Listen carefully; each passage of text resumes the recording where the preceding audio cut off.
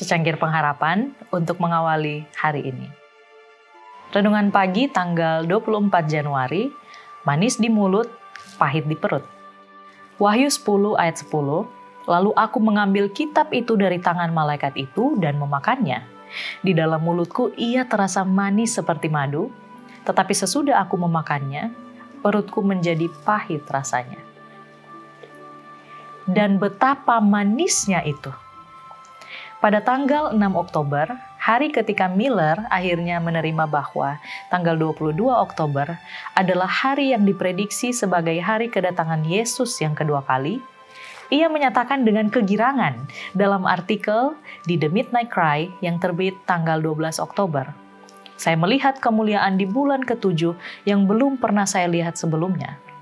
Meskipun pada 1,5 tahun yang lalu, Tuhan telah menunjukkan kepada saya gambaran khas bulan ke-7, artikel Mei 1843, namun saya tidak menyadari dorongan dari gambar itu. Puji Tuhan, hai jiwaku.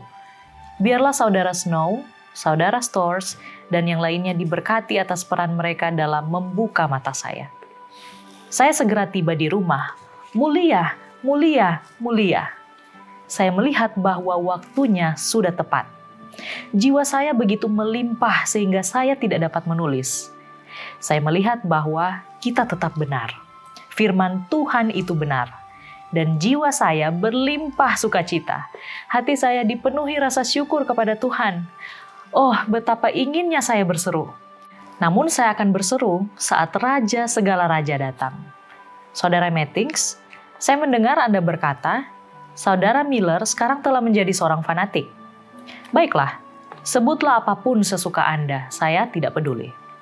Kristus akan datang pada bulan ke-7 dan akan memberkati kita semua. Oh, harapan yang mulia.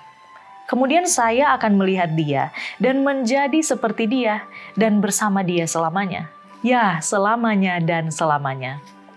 Tidak ada yang lebih manis daripada harapan akan kedatangan Kristus yang segera. Namun, Dia tidak datang juga, dan kekecewaan itu pahit.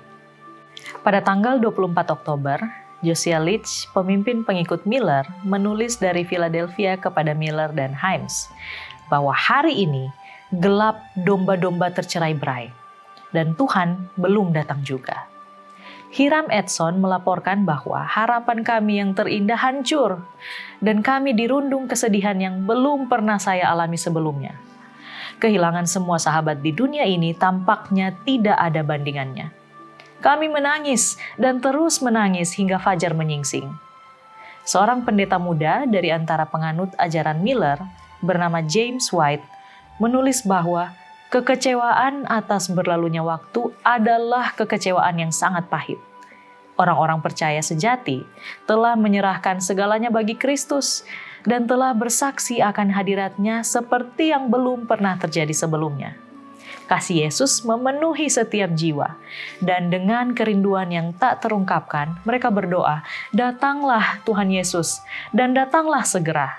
Tetapi Dia tidak datang.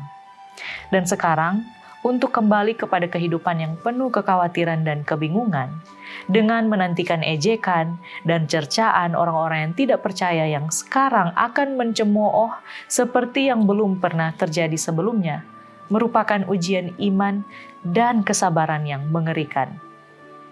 Terbukanya kitab kecil dalam tulisan Daniel, sungguh manis di mulut, tetapi pahit di perut. Doa kita hari ini. Tuhan, kuatkan kami ketika pengharapan terasa manis, namun kenyataan membuat kami kecewa. Pulihkan sukacita dan iman kami, agar kami tetap setia dan menantikan janji-Mu. Kami percaya firman-Mu benar, dan Engkau tidak pernah meninggalkan kami. Amin.